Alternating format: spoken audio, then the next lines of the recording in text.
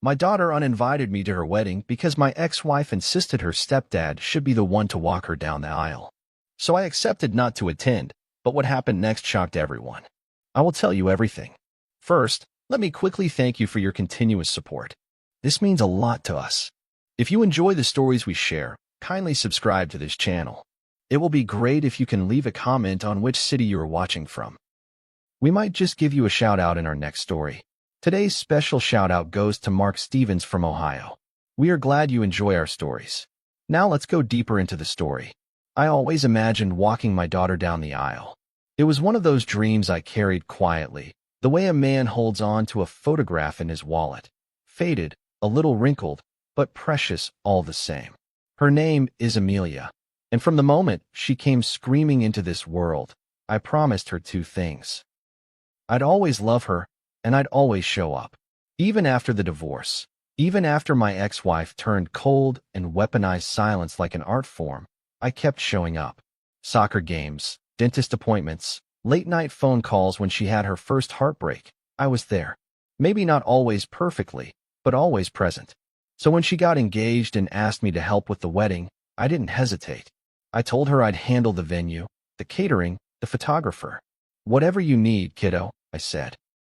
And I meant it. Planning the wedding became a second job. I'd wake up early to sort out vendor contracts and stay up late comparing floral arrangements. My weekends were consumed with spreadsheets and cake tastings. I even learned the difference between peonies and ranunculus, words I hadn't known existed 6 months prior. But it wasn't just about the event. It was about that moment, that walk. Her hand in mine, the organ playing, our steps slow and steady as I gave her away. Not just to a man, but to a future she had chosen. I didn't want to control it. I just wanted to be part of it. After everything I had missed, everything that had been taken from me in the divorce, this felt like a redemption arc. Like I was finally being seen as the father I had always tried to be. My ex-wife, Denise, had other ideas. We'd been divorced for 15 years, but she still knew how to twist the knife without ever lifting her hand. It started subtly. Suggestions that maybe I shouldn't be involved in certain planning details, comments about how her husband, Greg, had really stepped up during Amelia's teenage years. I bit my tongue through most of it. I reminded myself it was Amelia's day, not mine, and kept the focus on her happiness. But something in Denise's tone, this quiet entitlement, made my stomach churn. Like she was slowly erasing me and replacing me with her second husband, brick by brick. I tried not to let it show. I told myself Amelia knew the truth, that our bond was different, that when it mattered, she'd choose me. We were in the final stretch, just 3 weeks from the big day, when Amelia came over with a bottle of wine and an apologetic look. I should have known something was wrong. She never brought wine unless she was nervous. "Dad," she started, her voice thin, like paper held too close to a flame. "I need to talk to you about something, and I really don't want you to be upset." I smiled and told her to spit it out. I was already bracing myself, but I wasn't ready, not really. Not for what came next. She told me Denise had brought up how it might mean a lot to Greg if he were the one to walk her down the aisle. That it would keep things peaceful. That it was a symbolic gesture, nothing more. She said she'd thought about it and decided to let him do it. "I hope you understand," she whispered. I stared at her, my heart sinking like a stone in water. Understand? Understand what exactly? That the moment I'd been waiting for, planning for, paying for, was being handed to someone else because it would avoid conflict? I didn't say anything at first. I just nodded, as if my neck was moving on its own. She hugged me, told me she loved me, and left. I sat there for a long time after the door closed. The wine was still on the counter, unopened. My chest ached in that quiet, dangerous way. It wasn't about Greg. It wasn't even about Denise. It was about the fact that my daughter, my own flesh and blood, had chosen convenience over connection, peace over presence. She didn't want me to walk her down the aisle because she didn't want to rock the boat with her mother. That was the truth, whether she admitted it or not. And in that moment, I felt more like a wedding sponsor than a father. Just a name on a check. But I didn't lash out. I didn't yell. I didn't try to guilt her. I told her I understood. And the worst part? I meant it.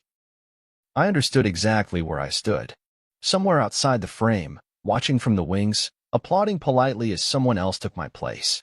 That night, I walked past the stack of invoices on my desk, the caterer, the florist, the venue deposit, and for the first time, I wondered what would happen if I just stopped.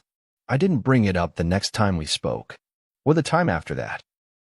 Amelia chatted about table settings and color palettes, and I nodded along like I hadn't been quietly demoted in my own daughter's life.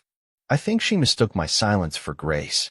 Or maybe she hoped if we kept moving forward, I'd forget what was taken. But I didn't forget. Every phone call about floral arrangements, every email about vendor timelines, each one scraped against the sore spot she'd left in my chest. I kept thinking about how casually she'd said it, how rehearsed it sounded. Like she'd already explained it a dozen times before coming to me. And worse, like she'd already decided how I should feel about it. Calm, supportive, detached. But I wasn't any of those things. I was grieving a moment I would never get back. Denise finally called a few days later. That alone was strange. We hadn't spoken on the phone in over a year. I almost didn't answer, but curiosity got the better of me. Her voice was sweet, syrupy in that way I'd learned to distrust. "Hi," she said. "I just wanted to make sure you and Amelia are on the same page about the ceremony. I know it's a bit of a change, but we really think it's for the best. We. Not Amelia. Not I. We." As if she and her husband had rewritten the script and handed my daughter a part. "It'll avoid unnecessary drama," she added, "and Greg has really earned this moment, you know?" I don't remember what I said in response. Something polite. Something tight and hollow. What I remember is gripping the edge of the counter until my knuckles turned white. That night I couldn't sleep. I lay in bed, staring at the ceiling, the quiet of the house pressing down on me like a weight. I thought about all the years I'd spent trying to be enough. How I'd fought for visitation rights. How I'd driven across town twice a week for 5 years to make every pickup and drop-off. How I'd sat in bleachers with rain soaking through my jacket just to wave at her from the sidelines. And now, with one phone call, Denise had managed to snatch the only role I had left to play. Greg had earned it? By being present during the teenage years when I was deliberately kept at arm's length? When every decision required negotiation and every holiday was a tug-of-war. I'd stayed in the fight when it would have been easier to walk away.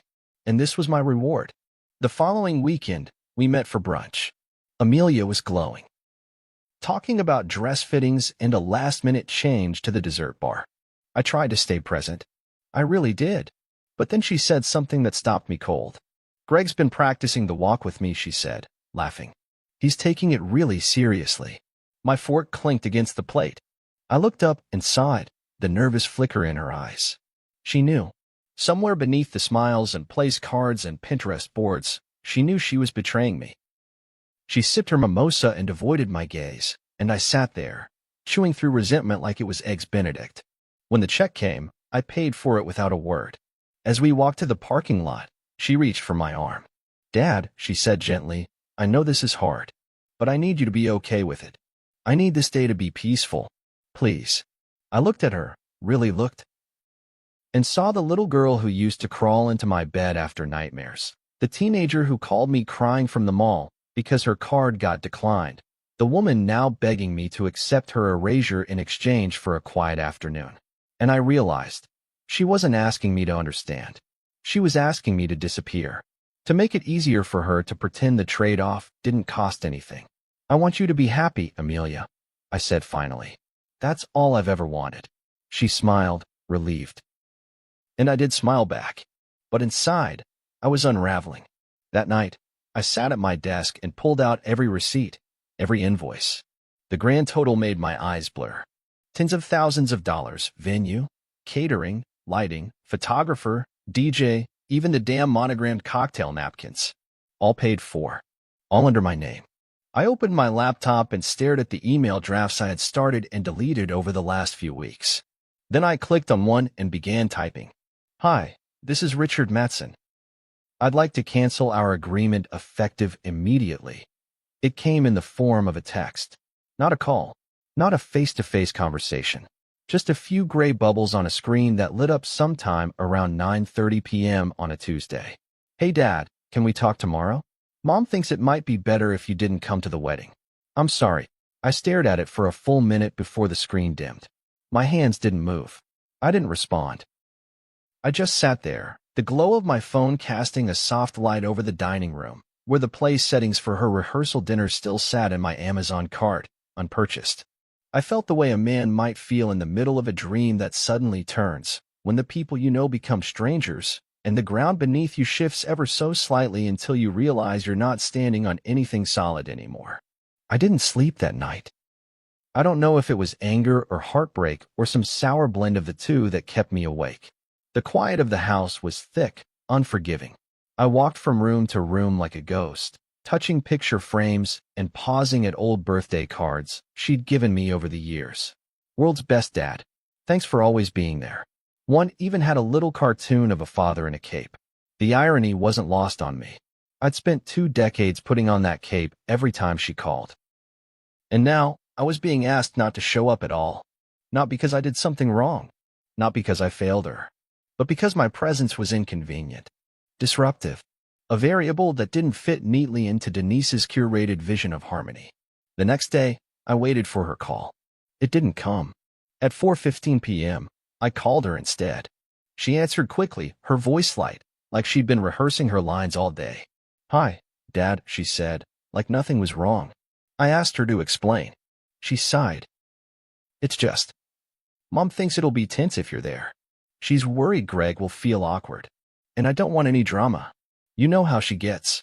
Yes, I thought. I do. I knew exactly how Denise got. I'd spent 13 years married to her, and another 15 trying to co-parent through her emotional landmines. I asked Amelia if this was what she wanted. If she really wanted me not to come. There was a pause. Then, "I just want the day to go smoothly." I didn't yell. I didn't beg. I just sat there, the silence stretching like a rope between us. I could hear her breathing on the other end, fast and shallow, like she was waiting for me to explode so she could hang up and say she tried. But I didn't give her that. Instead, I said, "Okay." That was all. Just one word. But it felt like an earthquake inside me. I said it again, softer this time, almost to myself, and she exhaled like I'd given her permission to feel okay about what she'd done. "Thank you," she whispered. "I knew you'd understand."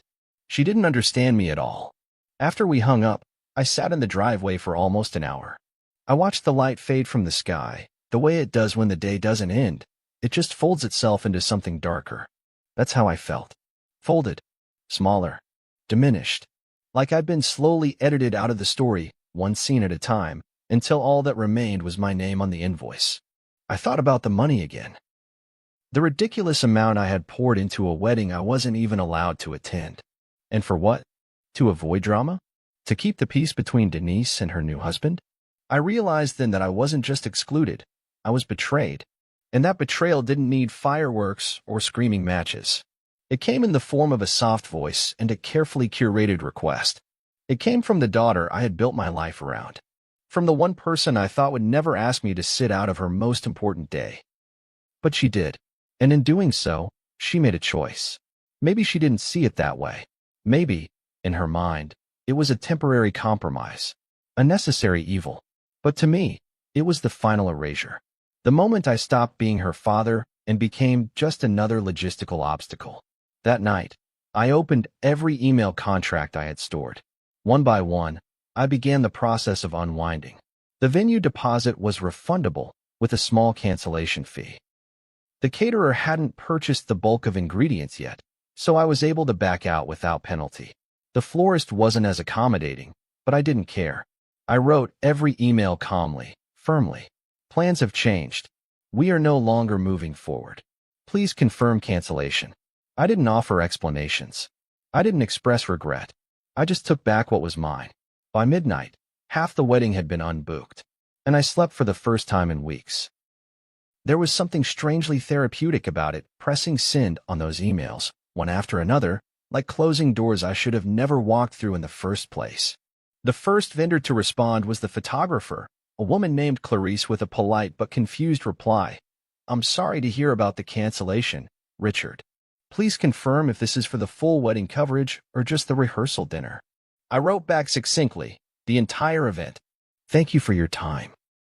She replied a few minutes later, wishing me well, and that was that.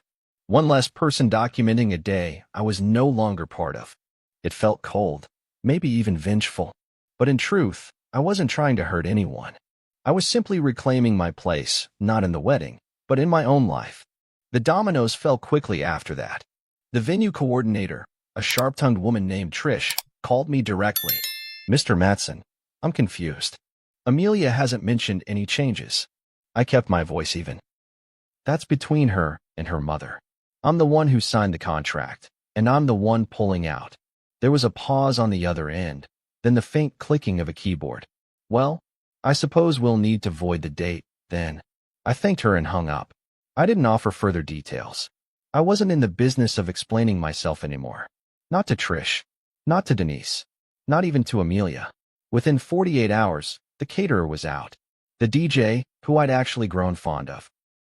He was this quirky guy named Leo who'd helped me craft a father-daughter playlist, sent me a long email expressing disappointment.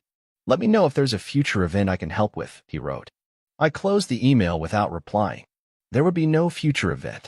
Not with Amelia. Not after this. Every button I clicked, every refund I processed, felt like a suture coming loose. Not bleeding, exactly, just opening. Exposing something I hadn't wanted to see before. I'd been propping up an image of fatherhood that no longer existed. A version of our relationship frozen in time, while the real thing had quietly been dismantled, piece by painful piece. The phone call started soon after. Denise, of course, was the first. She didn't even say hello. What the hell are you doing? She snapped, her voice sharp with panic. I almost laughed. Not because it was funny, but because she hadn't called me in months and now, suddenly, I mattered again. I'm canceling what I paid for, I said flatly. If I'm not invited, I see no reason to fund the event. She scoffed like I was a child throwing a tantrum. This is Amelia's day. You're ruining it. That struck a nerve. No, I said slowly. You already did that. I'm just adjusting my involvement accordingly. She cursed at me, then hung up. I wasn't surprised when Amelia called later that night. I didn't pick up right away. I watched the screen flash 3 times before my thumb finally pressed accept. Her voice was strained. Dad, she said, why are you doing this? I didn't answer her right away. I wanted to know how she thought this would work. Did she think I'd smile through it? That I'd sit at home while Greg walked her down the aisle and still foot the bill for his moment? You asked me not to come, I said. I honored that. Now I'm stepping away from the rest of it. She started to cry. Not loud sobs. Just those soft, sputtering tears that come when you're losing control. We've already sent invitations. People booked flights. What are we supposed to do? I felt bad for her. I did. But not enough to undo what I'd done. That's not my problem anymore, I said gently. You made a choice, Amelia. Now you're living with it. The fallout was immediate. Guests started calling Denise for details. Hotels had no records. Caterers didn't show. The rehearsal dinner turned into a last-minute backyard potluck at Greg's brother's house. On the wedding day, I stayed home. I didn't check social media. I didn't answer calls. I took my phone and left it in the kitchen drawer and sat on the back porch with a beer and the dog and let the sun fall over me in slow, warm layers. I imagined the guests arriving in suits and dresses, finding no chairs, no decorations, no music. I didn't feel joy at their confusion, only clarity. This was never about revenge. It was about drawing a line, and for once, I stood on the right side of it. The silence that followed was the loudest sound I'd ever known. For days, no one called. No texts. No emails. Just this echoing void where my daughter's voice used to be. I didn't know if the wedding happened. I didn't ask. I could have gone online, checked her Instagram, or waited for some friend to post a blurry photo of Amelia in white, standing beside the man who wasn't me, but I didn't. I couldn't. Whatever happened that day, it didn't belong to me. And in a strange, almost bitter way, I had made peace with that. Or maybe I'd just gone numb. Sometimes the line between the two is thinner than we think. On the 3rd day, a text finally came in from my sister, Ellen. Heard about the wedding mess. What happened? I stared at it for a while before typing back. Ask Denise. That was all I said. I wasn't interested in defending myself, not anymore. For too long, I'd played the role of the quiet provider, the man who showed up without ever being seen, the man who paid, smiled, and stepped aside. I did it in the marriage. I did it after the divorce. And most of all, I did it with Amelia because I loved her and thought that was enough. But love, it turns out, doesn't always grant you permanence. Sometimes it just makes you more willing to be erased. Eventually, the messages began to trickle in. Some from extended family, others from friends who had attended the wedding that wasn't. One cousin wrote, "We showed up, and there was nothing there." Amelia looked mortified. Another guest said they were stranded without food or music and that Denise blamed a vendor mishap. A few people suspected the truth and reached out more bluntly. "Did you pull the plug?" I didn't deny it. I didn't explain. I just responded, "Yes." No one pressed further. I think they all knew, in their own way, that this wasn't about money. It was about something deeper, something a venue or cake could never make right. Then came the letter from Amelia. Not a phone call, not a visit. A printed letter dropped into my mailbox in an envelope with her handwriting on the front, my name, written carefully like she used to write it on birthday cards when she was 7. I took it inside, sat down at the kitchen table, and stared at it for a long while before opening it. Her words were shaky, uncertain. She started with, "I don't know what to say," which felt honest, at least. Then came the part where she tried to explain how everything spiraled, how she didn't know Denise would react so harshly, how guests were furious, how the ceremony was rushed, held in the backyard under a string of mismatched lights. "It wasn't what I imagined," she wrote. "It wasn't what I wanted." She never said sorry. Not once. But she did say she missed me, that she was confused, that maybe things had gone too far, that she didn't think I would actually walk away. That last line hit me like a punch to the chest. I didn't think you would actually walk away. As if love meant permanence no matter the injury. As if a father's loyalty should extend past humiliation, past exclusion, past being told, plainly, that he wasn't wanted. I folded the letter and set it aside. I didn't cry. I didn't rage. I just sat there with this terrible calm, like a man standing in the ruins of something that had burned down long before he got there. I thought about writing her back. I even started once, pen in hand, words forming on the page. But nothing felt right. Nothing felt true. Because the truth was too sharp, too final. The truth was this: she didn't just choose Greg over me. She chose the path of least resistance. And in doing so, she confirmed a fear I had carried for years, that all the effort I had put into fatherhood had been seen, not as love, but as obligation. That in the end, I was just a wallet with a heart. A man who could be invited only when convenient and erased when not. In the days that followed, I started returning things. The cufflinks I had bought for the wedding. The dress shoes I never wore. The tie in her wedding colors. All sent back in neat little boxes, each one a small act of closure. I deleted the email folders, cleared out the drafts. I didn't want to keep remnants of something that had become a wound. My house grew quieter, cleaner. Not empty, just clearer. Like a stage after the final curtain falls. The show was over, and I was done pretending I hadn't been the one written out of the script. I wrote her a letter. It sat on my desk for 4 days before I sealed it. And even then, I wasn't sure I'd send it. It wasn't an apology. It wasn't even angry. It was just honest. Raw in a way I hadn't allowed myself to be with her in years. Not because I feared her judgment, but because I feared the truth of what it would reveal. I began the way I always used to when she was little. "Hey, kiddo." The rest came slowly, methodically, each word weighed like stone. I told her I loved her, that I always would. But that love doesn't mean silence. That it doesn't mean disappearing to make other people comfortable. I told her I was proud of the woman she was becoming, but I couldn't support a version of her that asked me to vanish from the picture she was painting of her life. I wrote that I didn't cancel the wedding out of spite. I canceled it because I realized I was paying for something I wasn't even invited to witness. That every dollar I spent felt like me signing off on my own erasure.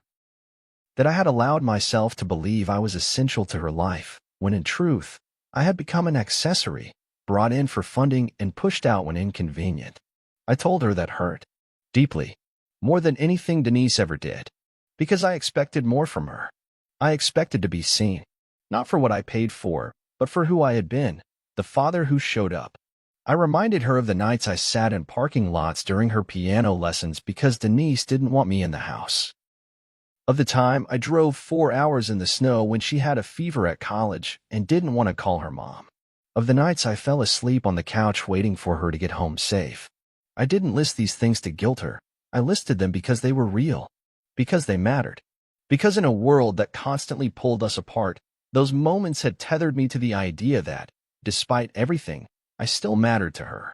I ended the letter with this: I'm here if you want to talk. But I won't chase you anymore. And I won't stand in the background of your life, pretending that's enough. I love you, Amelia. But I also love myself. And I won't trade one for the other ever again. I never got a response. At least, not immediately. Weeks went by, then months. Holidays passed quietly. I heard from mutual family that she and Greg moved into a small apartment on the east side. That the wedding photos never made it to a frame. That she doesn't talk about that day much. I don't ask. I don't need to know. I've made peace with not knowing. That's the thing no one tells you about parenthood. You can do everything right, love with your whole chest, and still end up a stranger. But I don't regret what I did. If anything, I regret not drawing that line sooner. I regret all the years I spent trying to stay agreeable, malleable. I thought being the bigger person meant shrinking myself to keep the peace. But peace without self-respect isn't peace. It's permission for people to hurt you on repeat. And somewhere between the silence and the final letter, I found something I hadn't felt in a long time: clarity. Not vindication, not righteousness. Just the quiet confidence of a man who knows he finally stood up for something for himself. Sometimes I wonder if she'll call. Maybe one day she will. Maybe she won't. I don't carry my phone with that hope anymore. I've stopped measuring my worth in her invitations. I've started living again. Simple things: gardening, fishing, reading the newspaper without looking for subtext in the silence. My life is smaller now, but not emptier. It's just mine again. And if she ever does reach out, I'll answer. But I won't bend. If this story moved you or made you reflect on the quiet sacrifices so many parents make, don't forget to like, subscribe, and share your thoughts in the comments. These real-life dilemmas deserve to be talked about, and your voice might be the one that helps someone feel seen. Let's keep the conversation going. See you soon in the next one.